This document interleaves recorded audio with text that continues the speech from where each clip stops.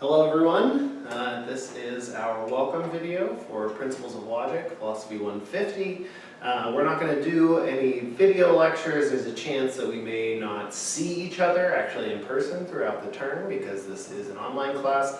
So I thought it would be nice to at least do this welcome video where you can sort of see me, hear my voice, I'll go through the syllabus, explain how the course is going to run, and then we can go from there.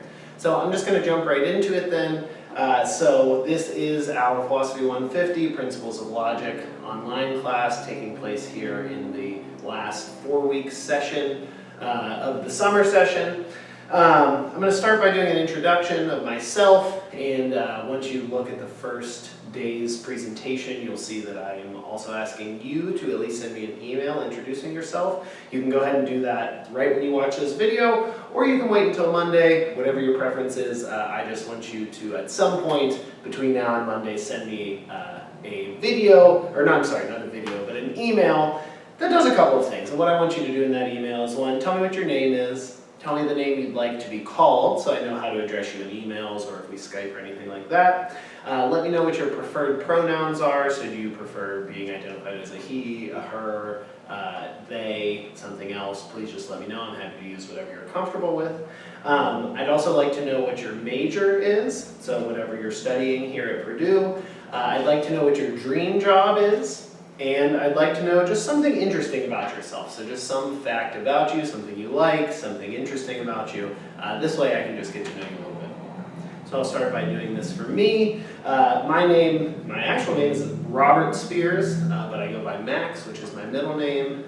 You can feel free to call me Max. You can call me Mr. Spears. I have not yet earned Professor Spears because I'm not a doctor, but I won't be mad if you call me that.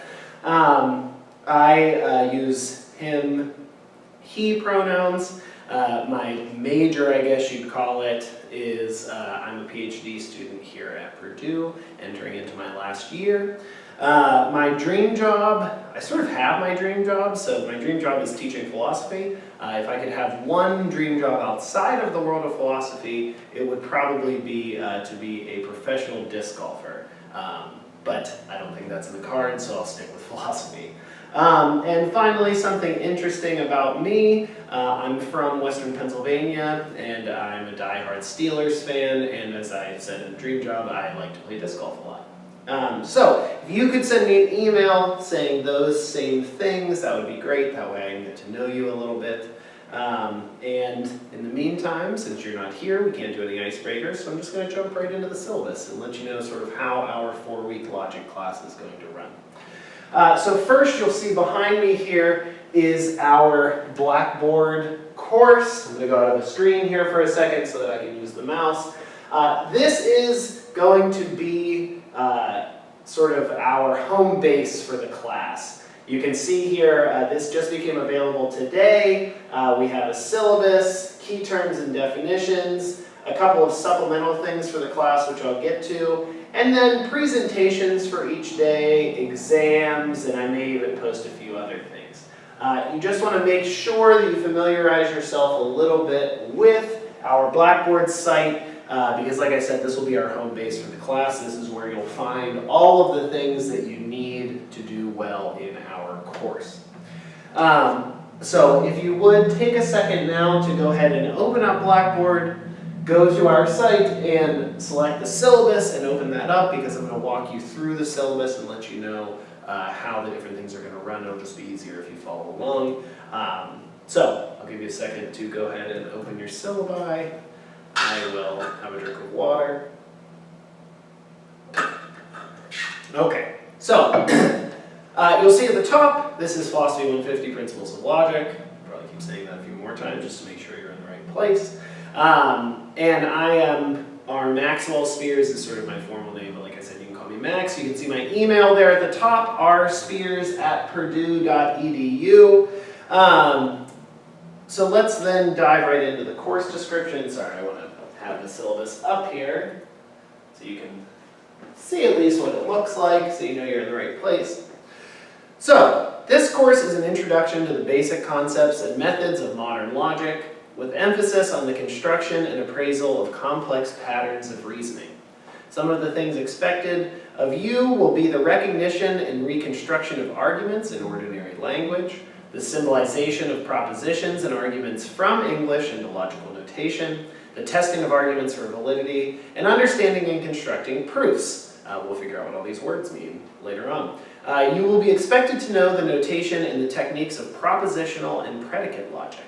Put less formally, you'll learn what it means for one claim to follow from others and to recognize and construct good arguments of your own.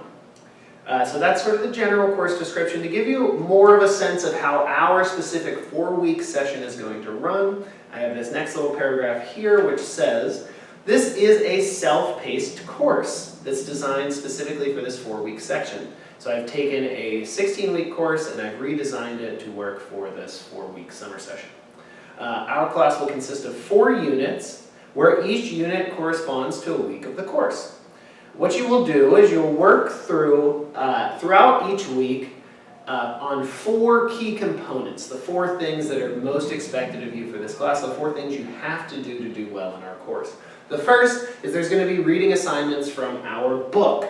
We'll talk about this more in a second, but this is our book we're going to use, Language, Proof, and Logic, the 2nd edition. You're going to want to make sure you get a new copy of the book or a new download copy. I'll tell you why here in a minute, but this is the book we're going to use, and we're going to have reading assignments for each day from the book. There's also going to be each day presentations on Blackboard. These presentations are PowerPoint presentations, and they will be what is in place of lectures. So instead of doing normal lectures, we'll have these PowerPoint presentations, which will help reinforce what you've learned from the readings. After you've done the readings and the Blackboard presentations, we're going to have assignments from the book. Now the book also comes with a software package, and most of the homework that you have will be done on the software package. The stuff that's not done on the software package you'll email directly to me. So you'll have readings for each day, a presentation to flip through each day, a small homework assignment each day, and then finally there are exams, and you'll have 1 exam per week. You will be able to work through these aspects of the course at your own pace during each week. However, you must have completed the week's workload by Sunday at 11:59 p.m. of each week. In other words, you must have completed the assignments, exams, presentations, and readings before the start of the next week. So, you can take however much time you'd like to do the readings, presentations, assignments, and exams throughout each week. You just have to make sure that you have the unit completed by the time the week completes. So, everything for week 1 must be done by Sunday 11:59 of week 1. Everything for week 2 must be done by 11:59 of week 2, etc. Okay, but more on that below when we get to the schedule. The next part of our syllabus is to talk about the textbook. So again, our textbook is Language, Proof, and Logic, the 2nd edition. You'll be able to get this book from the bookstore. You'll be able to get this book from online retailers. You'll be able to get this book, even you can buy a download copy from the Grade Grinder website that's associated with our book. I'll scroll down here on the syllabus so that you can see this website right here will direct you to the website that is associated with our book and the software package, and you can download a digital copy there and a download key for the software package. This is one way to save a little bit of money with the book because the download copy is cheaper than the physical version. So if you want to save a little bit of money and you don't mind not having a physical book, that would be a good way to go. You do need to buy a new copy of the book, and it's because of the software package. Almost all of our homework will be done through the software package that comes with the book, and if you buy a used book, you won't be able to use the Submit software because you won't have a registration key. If you can't use the Submit software, you can't complete the homework unless you can't complete the class. So, you do need to get a new copy of the book, but you can save a little bit of money by buying the download copy. Okay. The next part of our syllabus is the supplemental materials. So in addition to the textbook and the online presentations that I've created, I'm providing on our Blackboard site also some supplemental materials, some things that can help you as you move along the course. I'll switch back here to our Blackboard, and you can see here there's supplemental videos and supplemental presentations. The supplemental videos are a self-paced, non-degree, non-credit earning course that the authors of the book have put together. It's free. I've included the website on our Blackboard page. You just follow that link at the top and it'll take you to it. Small little bit of registration, and then you'll be able to watch videos that can help you with each thing in the course. Again, these are just supplemental. I don't think you'll have to watch these, but if you find yourself being extra confused about something, or you need a little bit of help and we can't get it figured out together, what you want to do is go there and watch some videos, which might be able to help you. I've also included this supplemental presentations by Professor William B. Starr. He's another logic instructor who uses the same book, and he has presentations, PowerPoints, very similar to my own. It's just that sometimes, when you hear somebody explain something in a different register with different words, it can help you. So if you find yourself being stuck, this is a great extra resource that you can go to. They'll both be available on Blackboard, as you can see, and they're just there if you need a little bit of help or something else you can turn to. Okay. Next, we will move to the requirements section of our syllabus. What is required of this course is a willingness to master technical material. It's a very technical class, and you're really going to have to utilize that skill. Also, as should be obvious, this is an online class, and regular computer and internet access is absolutely necessary. Additionally, because we will use the software that accompanies the book, a computer with internet access is doubly important. If you do not have regular access, you will not be able to complete this class. Okay.